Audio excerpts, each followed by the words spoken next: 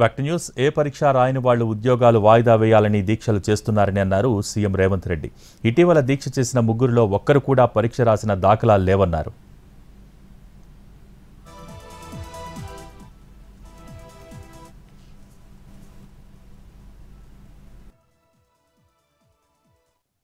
Notification 2 సంవత్సరాల కింద ఇచ్చిన నోటిఫికేషన్ 2 సంవత్సరాల నుంచి డిఎస్సి నోటిఫికేషన్ పరీక్షలు నిర్వహించకపోవడం వల్ల పిల్లలందరిలో అన్రెస్ట్ పేరుకుపోయింది.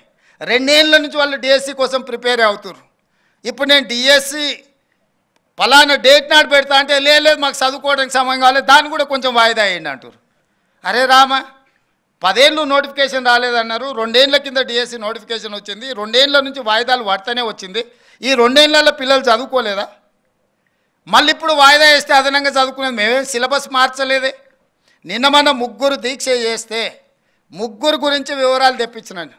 ఆ ముగ్గురులో ఏ ఒక్కడు కూడా ఏ పరీక్ష రాస్తలేడు.